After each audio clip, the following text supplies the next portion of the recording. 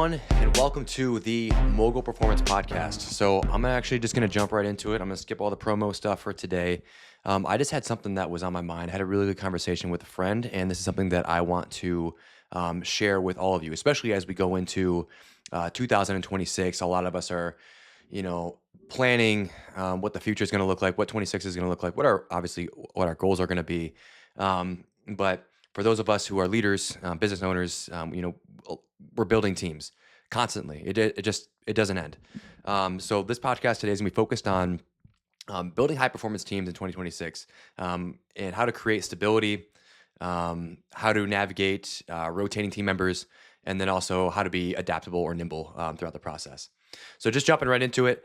I had this conversation with a friend of mine, and it occurred to him that we talked about the stages of development, the forming, storming, norming, and performing, and then at the end of that, there's something called a journeying.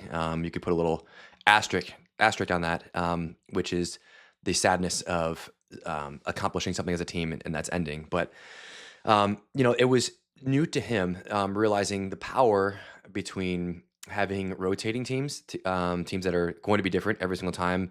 A task or objective is assigned, a mission, a milestone, versus the team that is static, right? It's always the same team with the same thing. And I'm going to share more about this through just really personal experience that I have witnessed in my journey as a leader, and as a leadership coach and a leadership development expert. So getting started, going into 2026, change is going to be inevitable. It always is. But it keeps getting faster, right? So we need to be able to adjust through those kind of things. We're not guaranteed anything, and we're probably more likely to fail now than ever, because of the changes that are happening at all times. And then also there are higher expectations, and there are, I don't want to say fewer resources, but there are less resources that we'll be utilizing, with AI, being a kind of the central focal point of all that. It seems like it's expanding, but it's actually kind of narrowing in a sense. And then, we want to create, with all that change, we want to create an environment where our team or our teams feel safe. And the teams that are adaptive are the ones who are going to win, and the ones who are going to feel safe as they kind of build some of those things up. So I want to pose this question when we get started here today. So what actually builds high performing teams when conditions keep changing in 2026? So there's a common belief when it comes to a team: if we get the right people on the right bus together and we keep them on that bus with all the tools and all the metrics and all those things that they need, performance should follow that, right? You bring all the A players and you put them all on the same bus, and you keep the same people every single time, and that should create a positive outcome. Well, there's another side of this, where it doesn't work. Why? Because life happens. There's certain situations that pop up for individual team members. If you have a larger team, more things are going to pop up. If you have a smaller team, less things are going to pop up. But no matter what, if it's just you and one other person, things are going to pop up between your different lifestyles that you each of you have. Whether you are even, if your business partner is your spouse, right, or your best friend, and it's just you two, right, starting something new, there's always going to be something that is kind of going to be blocking the way in a sense. So people become unavailable over time. Resources they shift. Someone might get pregnant. Someone else might go on leave. Someone else might have a family emergency. Someone's going on vacation. Someone else is sick. Right? There's all different kinds of things that happens. And during all of this, priorities, agendas, milestones, objectives, they start to change, right? The direction is ever changing, right? And it becomes harder and harder to live a long-term mission or also a vision. So what's going to happen in 2026 is 2026 is going to expose a lot of teams. the teams that are brittle, the teams that aren't able to adapt.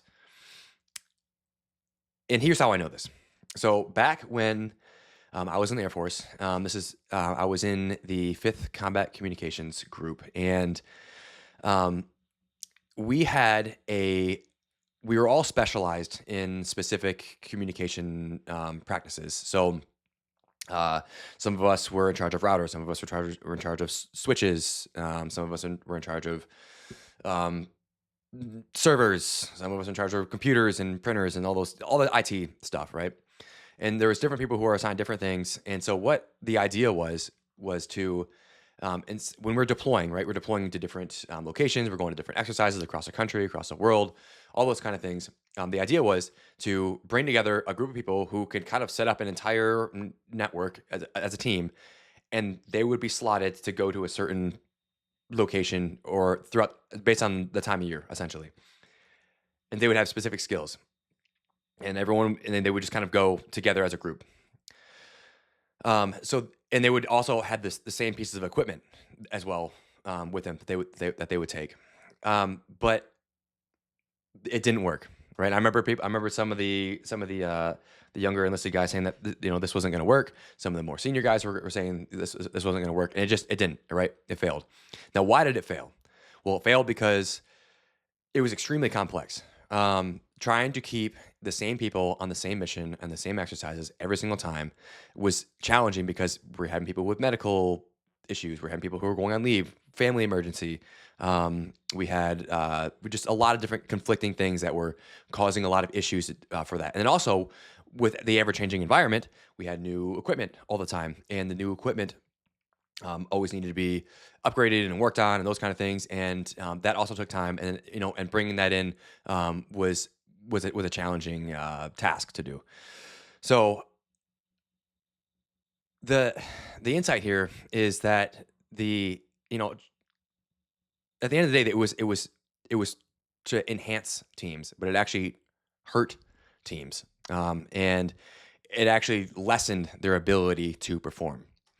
Now, in a lot of organizations today, some of them will keep the same team members for specific, if there's an event, they go out to an event, they go together as a team, and it's always the same people over and over again. But what that can lead to is it can lead to issues, which I'll get into a little bit more, but like groupthink, for example. And then another example that I saw was when I was working at the White House, and we had something called the Presidential Communications Command. I don't know if that's still a thing now or not. So you can look that up if it is. But the same concept, the same exact idea was to bring people together within the communications IT kind of space, everyone who is specialized in different kind of things, different pieces of equipment, put them all together, assign to everyone, this is your stuff, this is your equipment, and then send them out the door, go on presidential missions, right? The same people every single time. History repeats itself, right? And it failed. It didn't work because it was the same people with the same ideas, and you can kind of see where I'm going here with this. And we had the same medical leave, equipment issues, personal leave, whatever, right? So the teams were just never the same, and it caused more of an administrative burden just to get out the door than actually what it should have if we just kind of sort of cherry picked people across the organization who were still skilled in that job and brought them into a new team.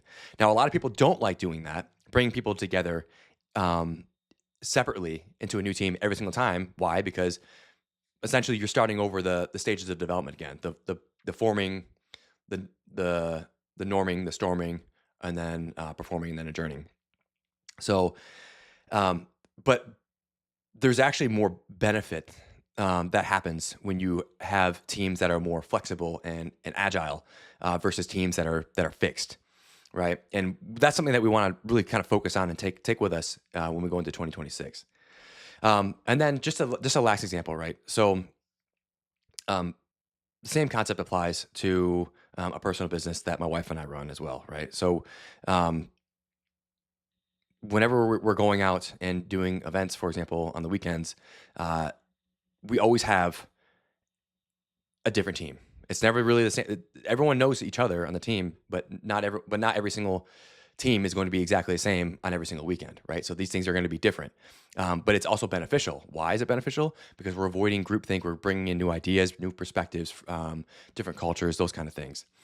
Um, so yes, the stages of development essentially restart. Anytime you add a new team member into a team, the you can say the clock starts over. The stage of development goes back into the forming stage. It starts all over again, and it kind of work through that. But if you're a good leader, you can work through those stages of development relatively quickly. So the the leadership lesson here is that strong leadership systems that you put in place can outperform a static or a fixed team in the long run, but it just takes time, right? And it takes a strong leader to facilitate those stages of development in the future. So now I'm going to I want to explain how team stability can quietly reduce performance, right? Without you might even be noticing, right? So we have the group think that I've mentioned. We have reduced challenge, and then we have complacency, which is a big one, right? So things are working, they're going well. We're not as much on our toes about other outside problems that could potentially affect us. Now, versus when you have a rotating team, people who are completely a new team every single time, you're bringing in brand new, fresh perspectives.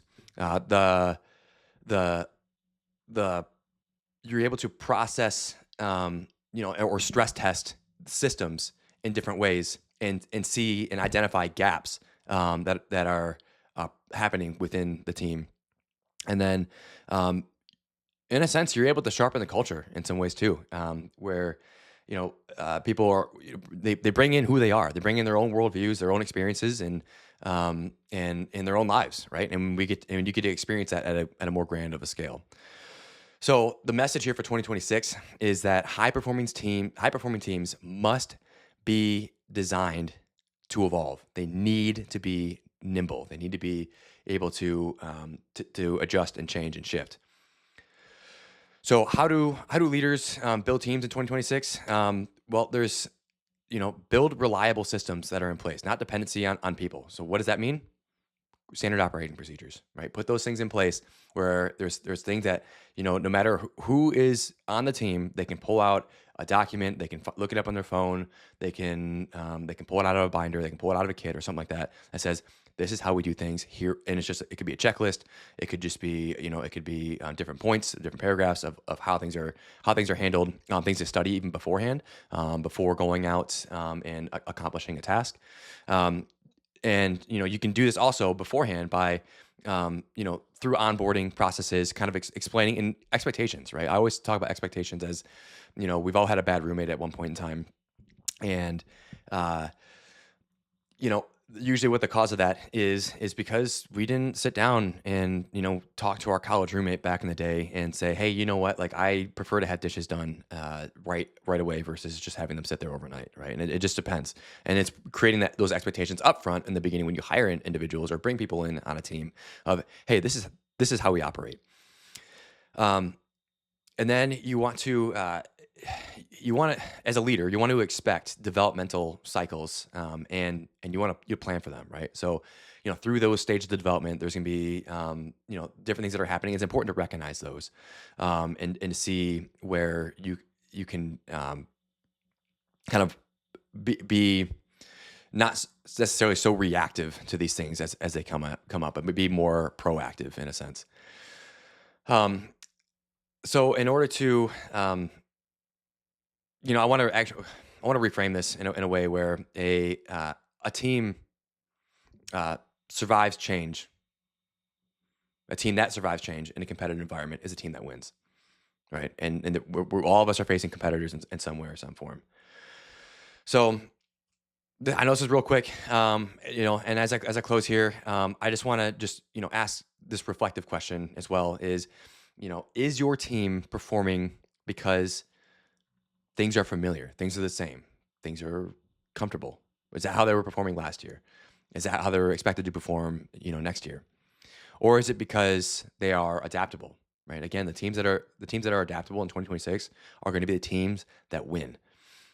So it's important that you audit your kind of structure, your team design before this year begins. I know that I'm recording on December 30th, right? So this starts in the new year starts in 2 days, but it's never too late, right? You can do this in July. Doesn't really matter what time you do it, but it just matters as soon as you hear this, you do this now. You think about what can I do to make my team more agile and more flexible. Um, and then looking into 2026, that this coming year is going to reward leaders who build teams that can move and adjust, not just teams that are fixed and have this group mindset, right? So I hope that this kind of brings in some awareness, some insight on developing teams in the new year with all these changes that are going to be coming up. It's an exciting year. It's another year that is going behind us. Another year of a lot of lessons, but there's also another year to continuously improve. Right, that Kaizen mindset. So let's keep that in mind going in 2026. And until next time, you can check out the Mogul Performance website at mogulperformance.com. But other than that, don't forget, be a mogul.